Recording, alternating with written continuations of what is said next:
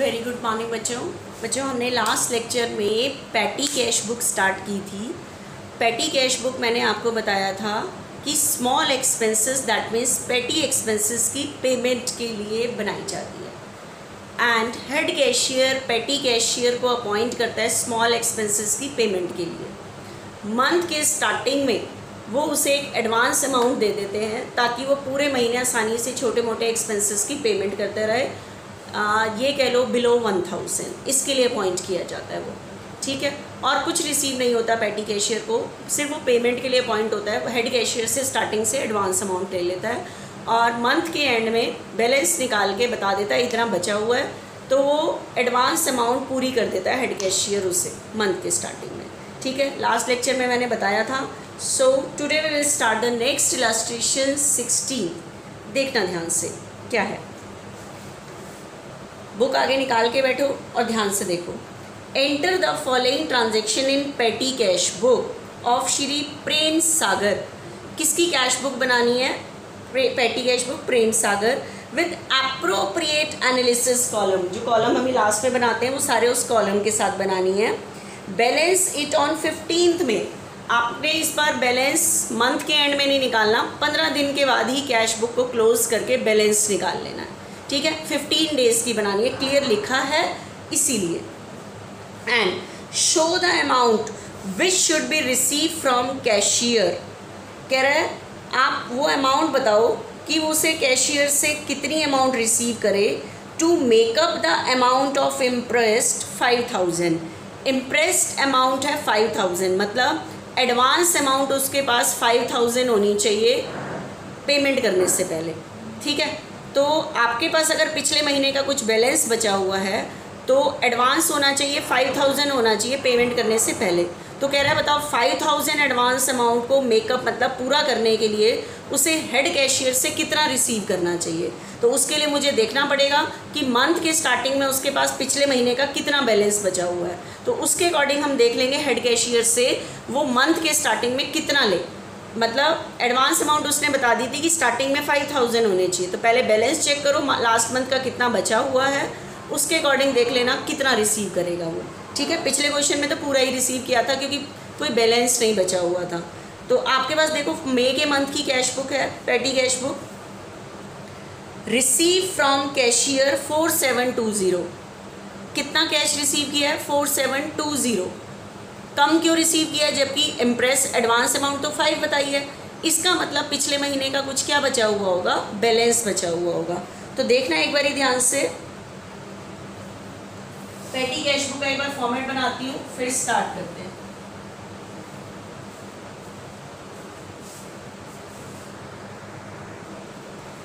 देखना बच्चे patty cash book का हम जो फॉर्मेट बना रहे हैं,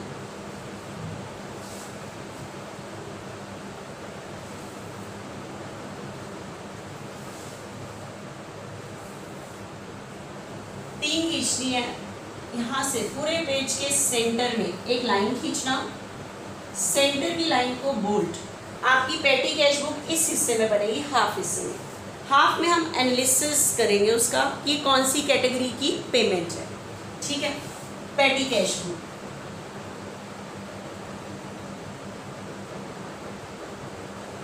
this is the debit side and this is the credit side. This column for amount receive that means cash के आने के लिए। This is the cash book folio. जो हेड कैशियर से वो कैश लेता है, कैश बुक के कौन से पेज नंबर पे वो चीज़ रिकॉर्ड हुई है पेमेंट के लिए, ठीक है, उसका page number. Main head cash book की कैश बुक का पेज नंबर लिखा जाता है कैश बुक फॉलियो में। Amount receive,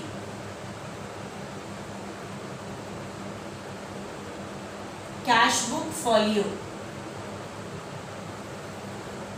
date, particular and voucher number, particular, total payments, and this is the analysis of payment. Payment को हमने analysis किया है कि एक पर्टिकुलर पेमेंट कौन सी हेडिंग में आनी चाहिए, ठीक है, तो फर्स्ट आपकी थी पोस्टेज एंड कुरियर,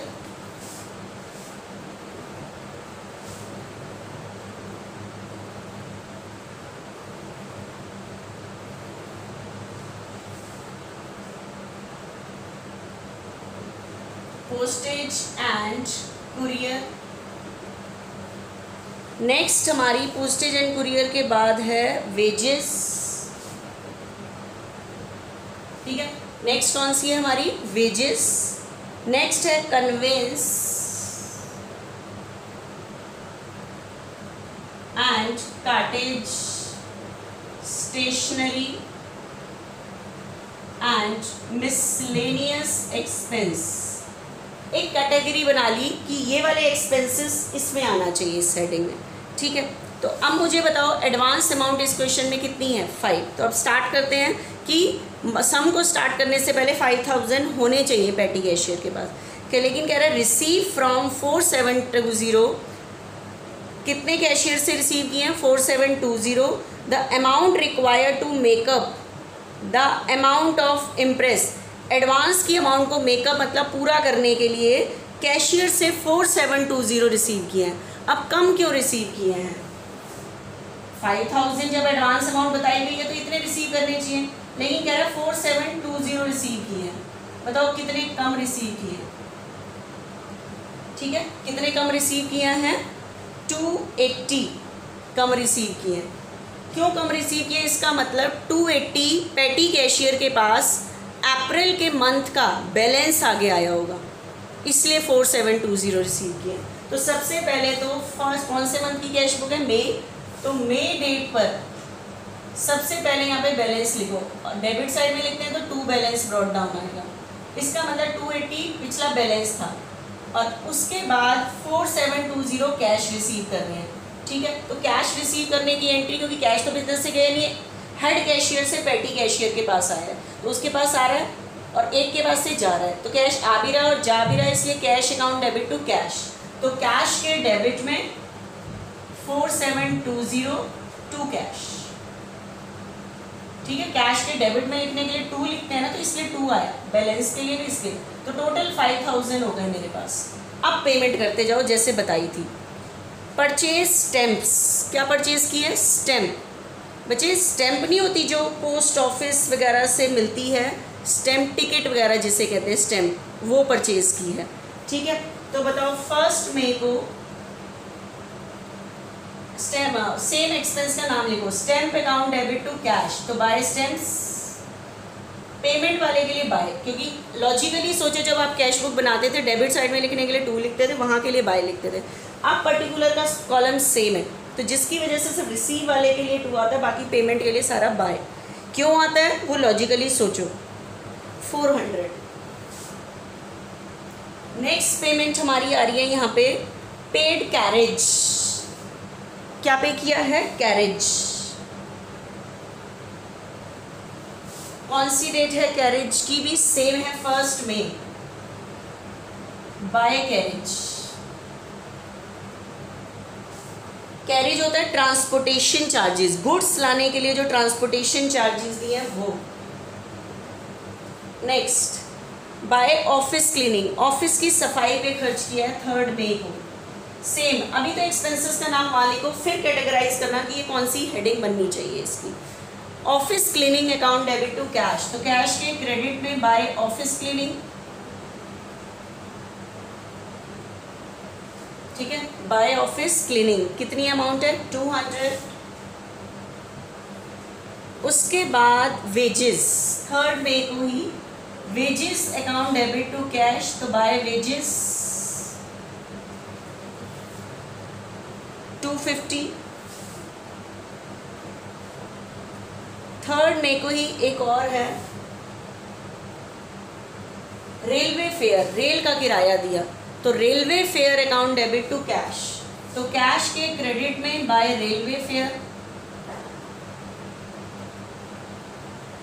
कितना था रेलवे फेयर का, 350। नेक्स्ट देखना बस फेयर, बस का किराया दिया सेम 3 मई को, bus fare account debit to cash, तो कैश के क्रेडिट में बाय बस फेयर ठीक है, 400।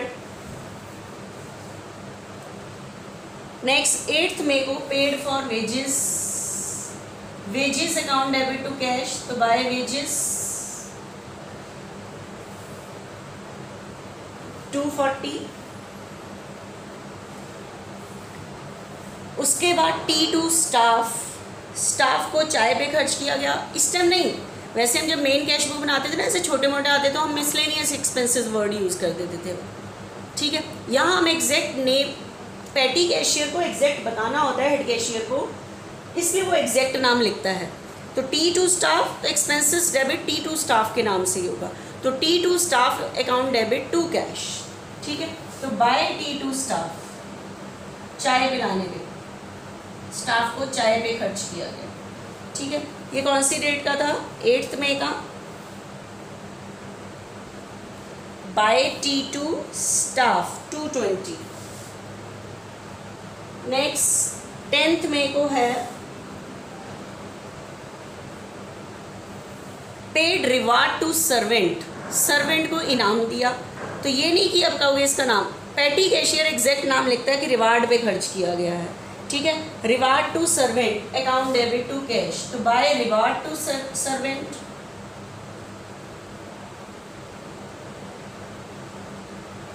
Bye reward to servant 150।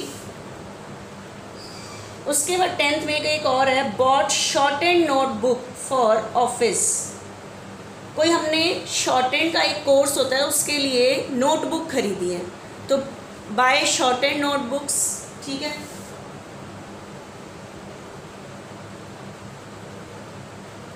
कोई नोटबुक खरीदी है, शॉर्ट एंड एक कोर्स होता है, जैसे टाइपिंग का कोई कोर्स होता है वैसे एक शॉर्ट एंड होता है कुछ, उसका कोई कोर्स किया, उसके लिए बुक्स परचेज किए शॉर्ट एंड, ठीक है। 580। 10th में कोई जो एग्जैक्ट है वही लिखते जाओ, 580। उसके बाद 10th में कोई एक और है paid wages to casual labour, ठीक है। Paid wages to casual temporary labour को, ठीक है। एक होते हैं परमानेंट, एक होते हैं कैजुअल, ठीक है, डेली बेसिस पे जो होते हैं, ठीक है, उनको वेजेस पे किया 10th में। तो wages account debit to cash, तो by wages 400। Next purchase pen pencil, pen pencil account debit to cash 12th में, by pen pencil, pen pencil पे कितना खर्च किया है? 520। नेक्स्ट 12th में कोई एक और है पेड फॉर एनवलप, जैसे हमें कोई भी लेटर कुछ भी रखने के लिए एनवलप लिफाफा वगैरह चाहिए होता है, उससे एनवलप कहते हैं, एनवलप परचेज किए, ठीक है। 12th में को बाय एनवलप,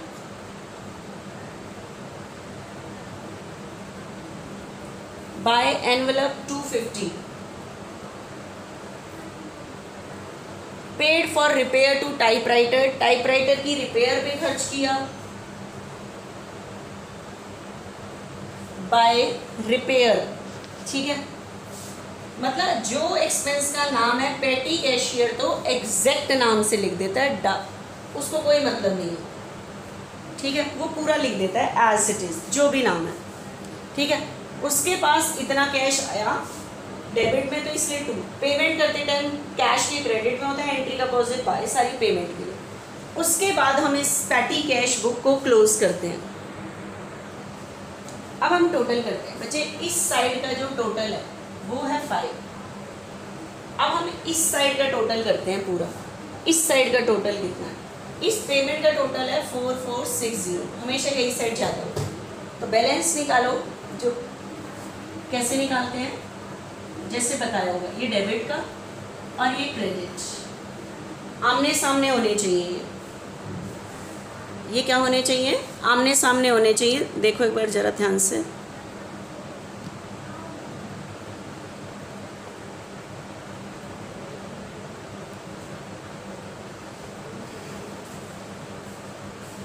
ये टोटल कितना है? 5। इतना ही टोटल यहाँ लिखो 5, 5 में से ये टोटल माइनस कर दो, 5 में से जो पेमेंट हुई है 4460 540, तो बैलेंस मेरे पास बचा है 540, ये बचा। और उसने कहा है जो बैलेंस निकालना है वो 15 मई को, मंथ के एंड में नहीं कहा है क्वेश्चन में, इसलिए 15 मई को। तो बाय बैलेंस कैरेड आउट, और ये बैलेंस उस साइड लिखते हैं जो साइड ज़्यादा हो।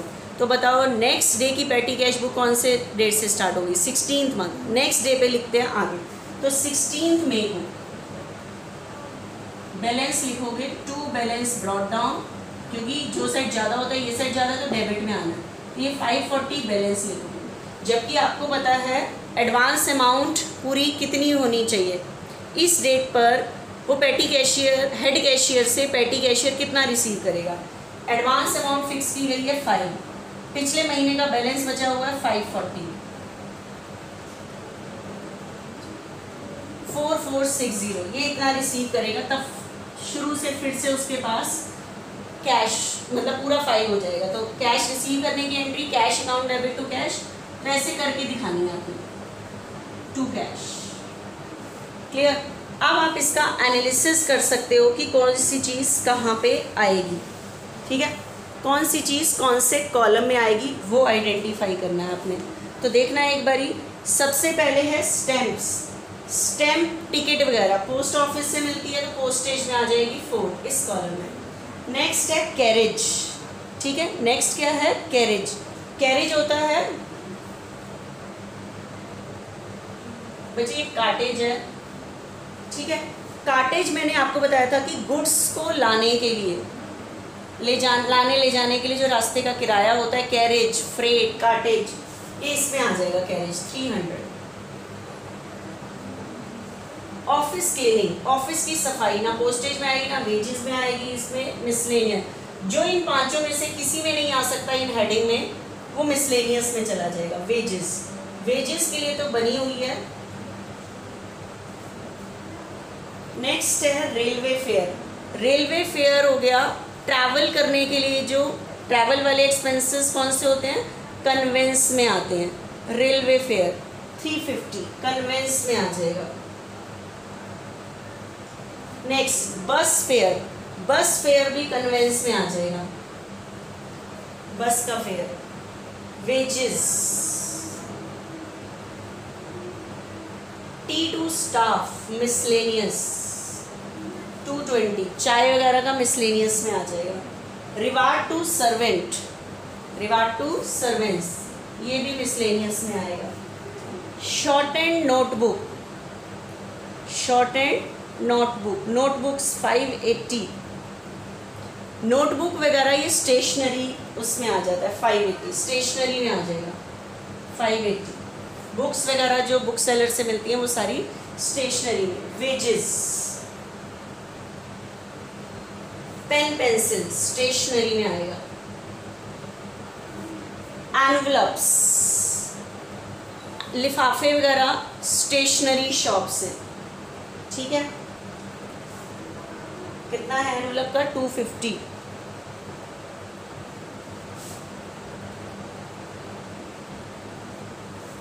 रिपेयर, रिपेयर मिसलेनियस में, रिपेयर का खर्च किस में आ जाएगा, मिसलेनियस में, ठीक है। तो देखना बस अब टोटल करना रह गया, तो अब बस देखना है कि टोटल इस पे कितना खर्च किया गया, इसी टोटल वाली लाइन के आगे कर दिया था बस। पोस्टेज पे टोटल 400 खर्च किया गया है, वेजेस पे 4 और 4 890, टोटल कितना खर्च किया गया है 890। कन्वेंस पे टोटल खर्च किया गया 750, कार्टेज पे टोटल खर्च किया गया 300, उसके बाद 580, 11 और 250 1350। उसके बाद इनका टोटल कर लेना, ये टोटल आ रहा है 770, ठीक है। तो एक हेडिंग है, मतलब पेन पेंसिल स्टेशनरी में आता है, ये हेडिंग्स थोड़ा सा माइंड में रख के, क्योंकि ये चेंजेबल है, फ्लेक्सिबल है, according to nature of expenses उसके अकॉर्डिंग कॉमन नेचर के लिए एक हेडिंग बना दी जाती है। ठीक है, तो ये आपका बच्चे पैटी कैश बुक फिनिश होता है हमारा। नेक्स्ट एक इलास्ट्रेशन और रह गई है 17। ठीक है, वो आपको खुद करनी है। ठीक।